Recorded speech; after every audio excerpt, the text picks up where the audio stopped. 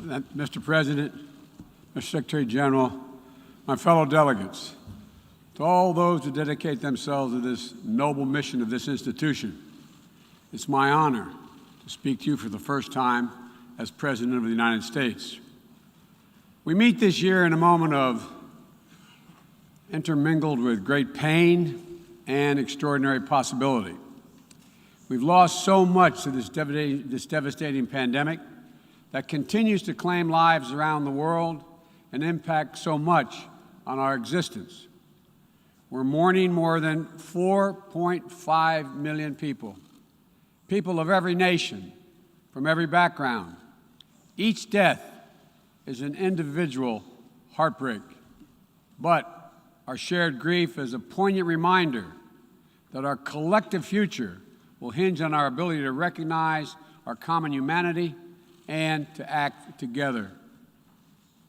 Ladies and gentlemen, this is the clear and urgent choice that we face here at the dawning of what must be a decisive decade for our world, a decade that will quite literally determine our futures. As a global community, we're challenged by urgent and looming crises, wherein lie enormous opportunities if we can summon the will and resolve to seize these opportunities. Will we work together to save lives, defeat COVID-19 everywhere, and take the necessary steps to prepare ourselves for the next pandemic, for there will be another one? Or will we fail to harness the tools at our disposal as the more virulent and dangerous variants take hold? Will we meet the threat of challenging climate, the challenging climate we're all feeling, already ravaging every part of our world with extreme weather? Or will we suffer the merciless march of ever-worsening droughts and floods, more intense fires and hurricanes, longer heat waves, and rising seas? Will we affirm and uphold the human dignity and human rights under which nations in common cause more than 7 decades ago formed this institution? Will we apply and strengthen the core tenets of the international system, including the UN Charter and the Universal Declaration of Human Rights, as we seek to shape the emergence of new technologies and deter new threats? Or will we allow those universal principles to be trampled and twisted in the pursuit of naked political power? In my view, how we answer these questions in this moment, whether we choose to fight for our shared future or not, will reverberate for generations yet to come. Simply put, we stand, in my view, at an inflection point in history. And I'm here today to share with you how the United States intends to work with partners and allies to answer these questions, and the commitment of my new administration to help lead the world toward a more peaceful, prosperous future for all people. Instead of continuing to fight the wars of the past, we are fixing our eyes on devoting our resources to the challenges that hold the keys to our collective future. Ending this pandemic, addressing the climate crisis, managing the shifts in global power dynamics, shaping the rules of the world on vital issues like trade, cyber, and emerging technologies, and facing the threat of terrorism as it stands today. We've ended 20 years of conflict in Afghanistan, and as we close this period of relentless war, we're opening a new era of relentless diplomacy, of using the power of our development aid to invest in new ways of lifting people up around the world, of renewing and defending democracy, of proving that no matter how challenging or how complex the problems we're going to face, government by and for the people is still the best way to deliver for all of our people. And as the United States turns our focus to the priorities and the regions of the world, like the Indo-Pacific, that are most consequential today and tomorrow, we'll do so with our allies and partners through cooperation at multilateral institutions like the United Nations, to amplify our collective strength and speed our progress toward dealing with these global challenges. It is a fundamental truth of the 21st century within each of our countries and as a global community that our own success is bound up in others succeeding as well. To deliver for our own people, we must also engage deeply with the rest of the world. To ensure that our own future, we must work together with other partners, our partners, toward a shared future. Our security, our prosperity, and our very freedoms are interconnected, in my view, as never before. And so, I believe we must work together as never before. Over the last 8 months, I prioritized rebuilding our alliances, revitalizing our partnerships, and recognizing they are essential and central to America's enduring security and prosperity. We have reaffirmed our sacred NATO alliance to Article 5 commitment. We're working with our allies toward a new strategic concept that will help our alliance better take on evolving threats of today and tomorrow. We renewed our engagement with the European Union, a fundamental partner in tackling a full range of significant issues facing our world today. We elevated the Quad partnership among Australia, India, Japan, and the United States to take on challenges ranging from health security to climate to emerging technologies. We're engaging with regional institutions from ASEAN to the African Union to the Organization of American States to focus on people's urgent needs for better health and better economic outcomes. We're back at the table in international forums, especially the United Nations, to focus attention and to spur global action on shared challenges. We are re-engaged at the World Health Organization and working in close partnership with COVAX to deliver life-saving vaccines around the world. We rejoined the Paris Climate Agreement, and we're running to retake a seat in the Human Rights Council next year at the UN. And as the United States seeks to rally the world to action, we will lead not just with the example of our power, but, God willing, with the power of our example.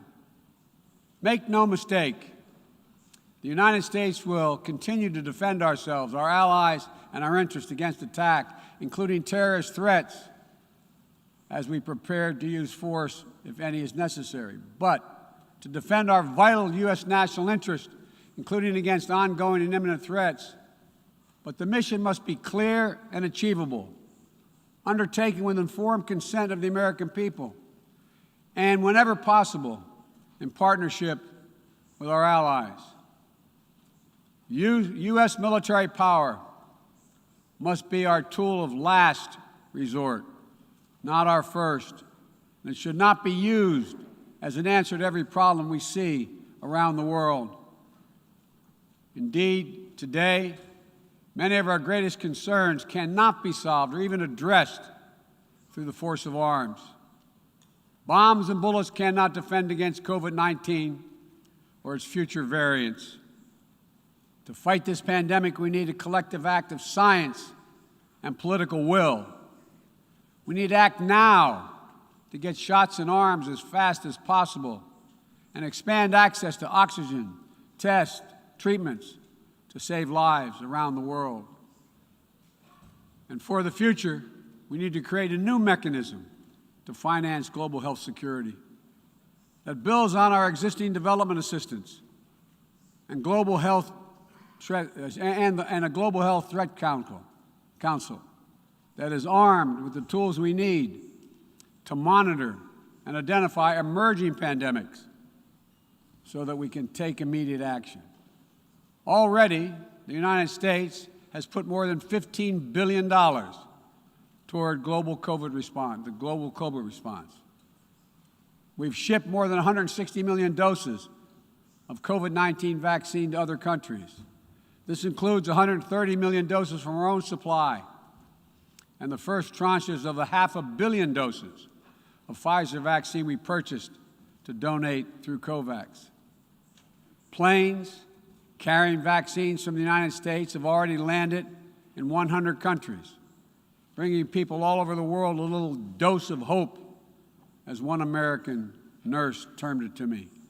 A dose of hope direct from the American people, and importantly, no strings attached. And tomorrow, at the U.S.-hosted Global COVID-19 Summit, I'll be announcing additional commitments as we seek to advance the fight against COVID-19 and hold ourselves accountable around specific targets on 3 key challenges: saving lives now, vaccinating the world, and building back better. This year has also brought widespread death and devastation from the borderless climate crisis. The extreme weather events that we have seen in every part of the world, and you all know it and feel it, represent what the Secretary General has rightly called Code Red for humanity.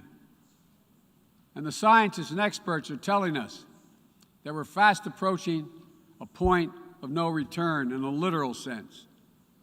To keep within our reach the vital goal of limiting global warming to 1.5 degrees Celsius, every nation needs to bring their highest possible ambitions to the table when we meet in Glasgow for COP26.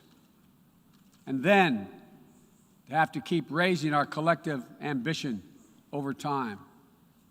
In April, I announced the United States' ambitious new goal under the Paris Agreement to reduce greenhouse gas emissions from the United States by 50 to 52% below 2005 levels by 2030, as we work toward achieving a clean energy economy with net zero emissions by 2050.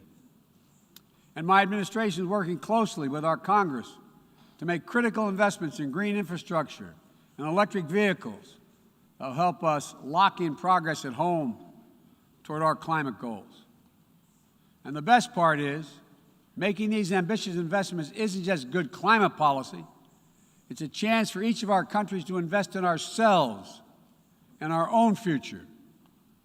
It's an enormous opportunity to create good-paying jobs for workers in each of our countries and to spur long-term economic growth that will improve the quality of life for all of our people. We also have to support the countries and people that will be hit the hardest and that have the fewest resources to help them adapt. In April, I announced the United States will double our public international financing to help developing nations tackle the climate crisis. And today, I'm proud to announce that we'll work with the Congress to double that number again, including for adaptation efforts. This will make the United States a leader in public climate finance, and with our added support, together with increased private capital and from other donors, we'll be able to meet the goal of mobilizing $100 billion to support climate action in developing nations.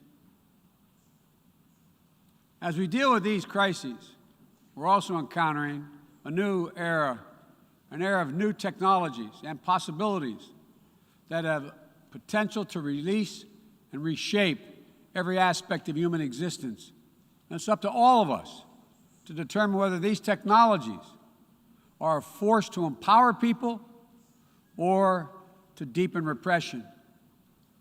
As new technologies continue to evolve, we'll work together with our democratic partners to ensure that new advances in areas from biotechnology to quantum computing, 5G, artificial intelligence, and more are used to lift people up, to solve problems, and advance human freedom, not to suppress dissent or target minority communities. And the United States intends to make a profound investment in research and innovation, working with countries at all stages of economic development to develop new tools and technologies to help us tackle the challenges of this second quarter of the 21st century and beyond. We're hardening our critical infrastructure against cyber attacks, disrupting ransomware networks, and working to establish clear rules of the road for all nations as it relates to cyberspace.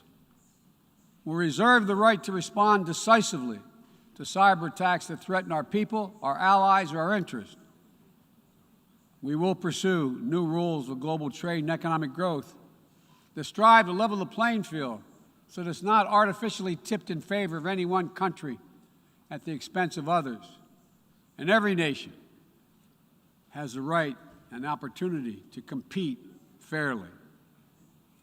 We will strive to ensure that basic labor rights, environmental safeguards, and intellectual property are protected, and that the benefits of globalization are shared broadly throughout all our societies. We'll continue to uphold the long-standing rules and norms that have formed the guardrails of international engagement for decades, that have been essential to the development of nations around the world. Bedrock commitments like freedom of navigation, adherence to international laws and treaties, support for arms control measures that reduce the risk and enhance transparency.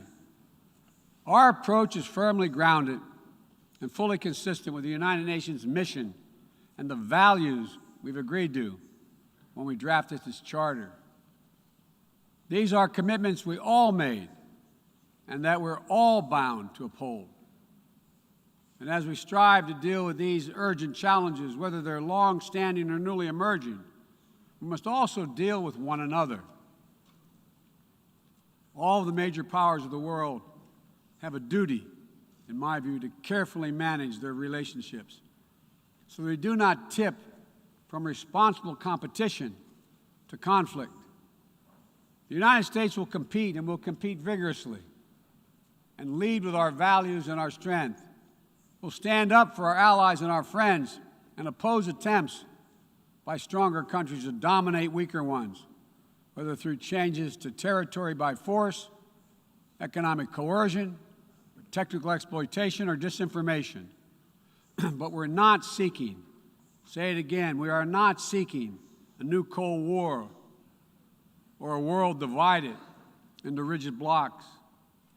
The United States is ready to work with any nation that steps up and pursues peaceful resolution to shared challenges, even if we have intense disagreements in other areas, because we'll all suffer the consequences of our failure if we do not come together to address the urgent threats like COVID-19 and climate change, or enduring threats like nuclear proliferation. The United States remains committed to preventing Iran from gaining a nuclear weapon. We're working with the P5+1 to engage Iran diplomatically and to seek a return to JCPOA. We're prepared to return to full compliance if Iran does the same. Similarly, we seek serious and sustained diplomacy to pursue the complete denuclearization of the Korean Peninsula. We seek concrete progress toward an available plan with tangible commitments that would increase stability on the peninsula and in the region, as well as improve the lives of the people in the Democratic People's Republic of Korea. We must also remain vigilant to the threat of terror that terrorism poses to all our nations, whether emanating from distant regions of the world or in our own backyard.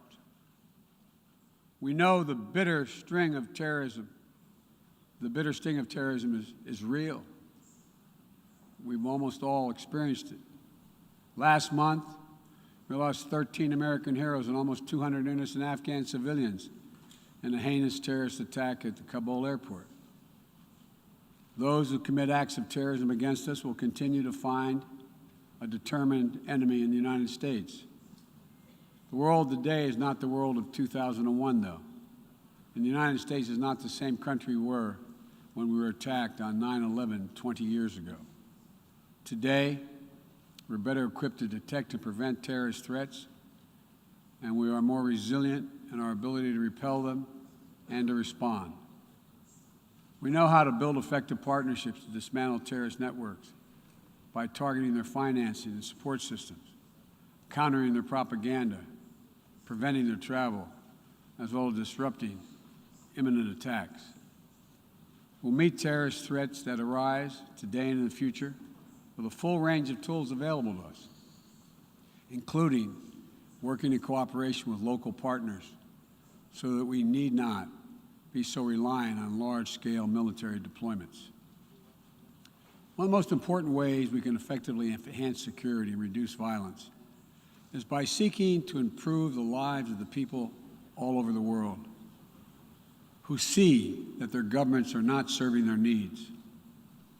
Corruption fuels inequality, siphons off a nation's resources, spreads across borders, and generates human suffering, is nothing less than a national security threat in the 21st century. Around the world, we're increasingly seeing citizens demonstrate their discontent, seeing the wealthy and well-connected grow richer and richer, taking payoffs and bribes, operating above the law, while the vast majority of the people struggle to find a job or put food on the table, or to get their businesses off the ground, or simply send their children to school. People have taken to the streets in every region to demand that their governments address people's basic needs, give everyone a fair shot to succeed, and protect their God-given rights. And in that chorus of voices across languages and continents, we hear a common cry, a cry for dignity, simple dignity. As leaders, it's our duty to answer that call, not to silence it. The United States is committed to using our resources and our international platform to support these voices, listen to them, partner with them to find ways to respond that advance human dignity around the world. For example, there's an enormous need for infrastructure in developing countries. But infrastructure that is low quality or that feeds corruption or exacerbates environmental degradation may only end up contributing to greater challenges for countries over time. Done the right way, however, with transparent, sustainable investment in projects that respond to the country's needs and engage their local workers to maintain high labor and environmental standards, infrastructure can be a strong foundation that allows societies in low and middle-income countries to grow and to prosper. That's the idea behind the Build Back Better world. And together with the private sector and our G7 partners, we aim to mobilize hundreds of billions of dollars in infrastructure investment. We will also continue to be the world's largest contributor to humanitarian assistance, bringing food, water, shelter, emergency health care, and other vital life-saving aid to millions of people in need. When the earthquake strikes, the typhoon rages, or disaster anywhere in the world, the United States shows up. We'll be ready to help. And at a time when nearly 1 in 3 people globally do not have access to adequate food just last year, the United States is committing to rallying our partners to address immediate malnutrition and to ensure that we can sustainably feed the world for the decades to come.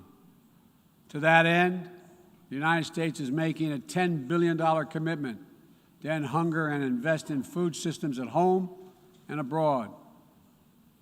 Since 2000, the United States government has provided more than $140 billion to advance health and strengthen health systems, and we will continue our leadership to drive these vital investments to make people's lives better every single day. Just give them a little breathing room.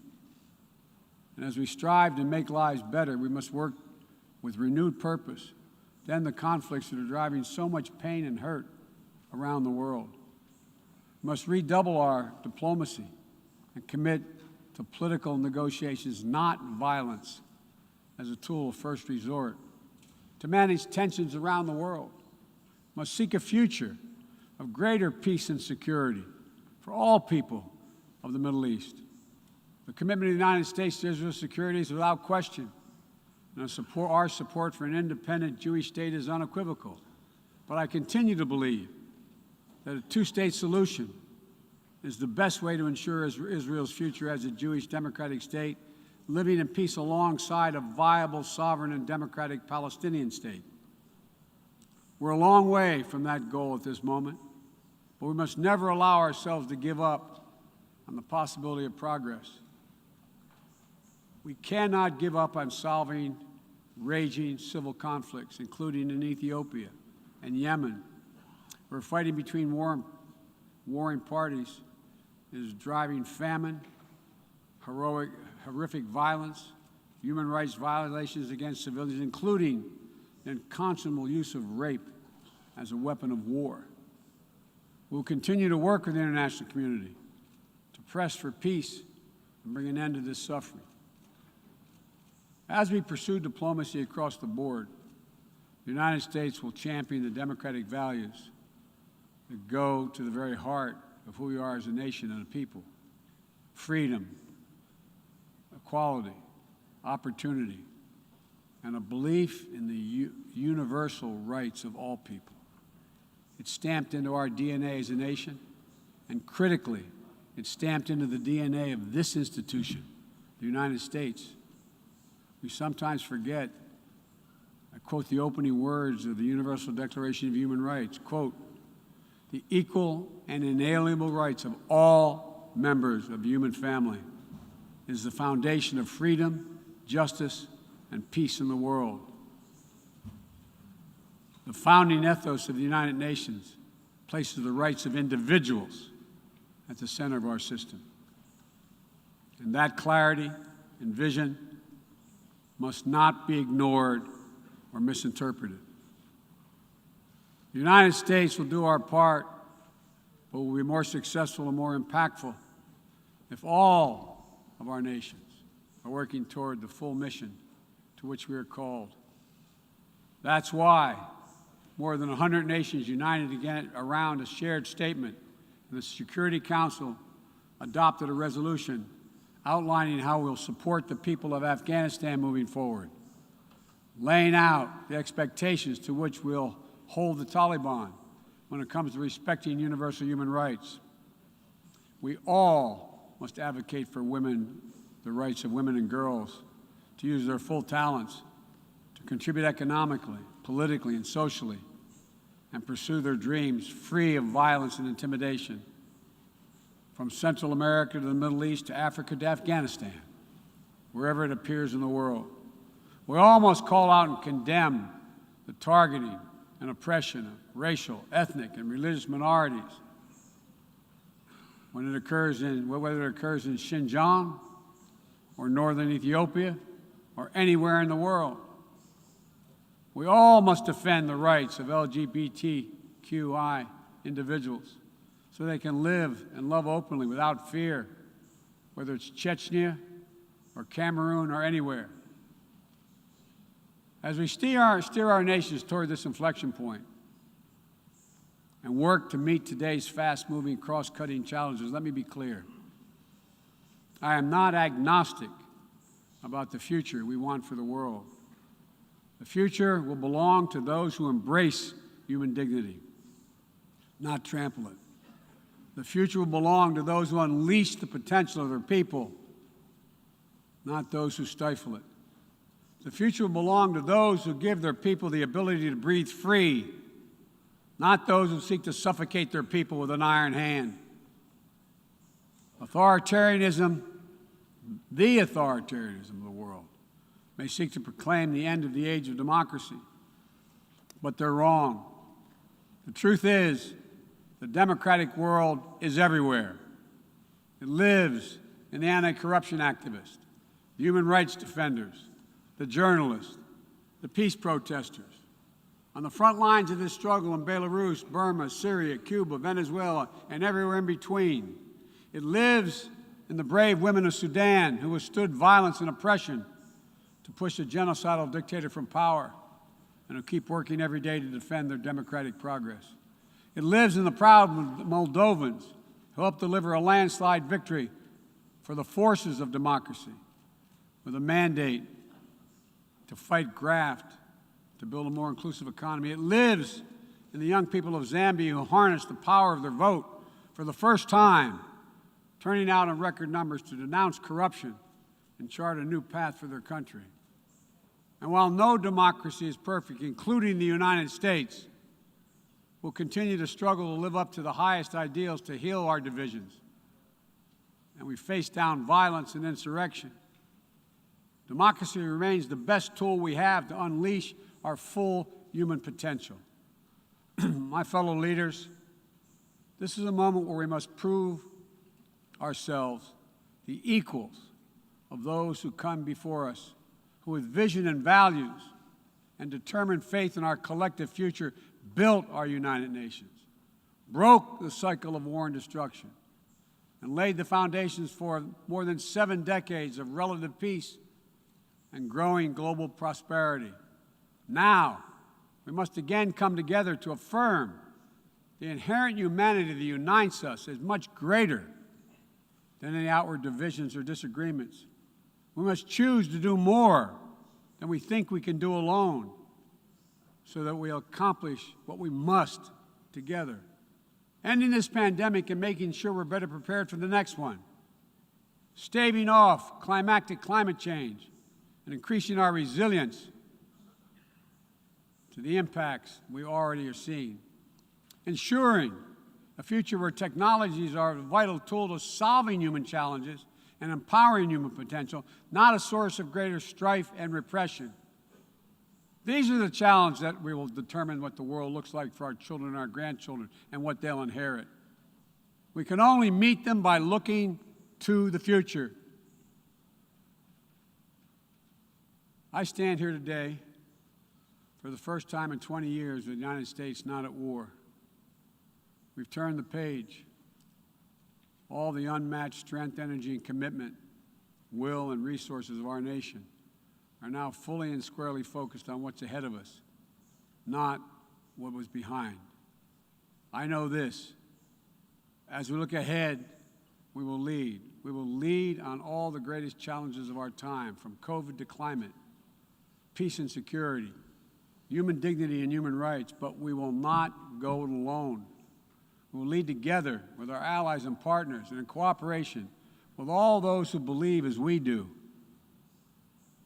that this is within our power to meet these challenges, to build a future that lifts all of our people and preserves this planet. But none of this is inevitable. It's a choice. And I can tell you where America stands. We will choose to build a better future. We, you and I, we have the will and capacity to make it better. Ladies and gentlemen, we cannot afford to waste any more time. Let's get to work. Let's make our better future now. We can do this. It's within our power and capacity. Thank you. God bless you all.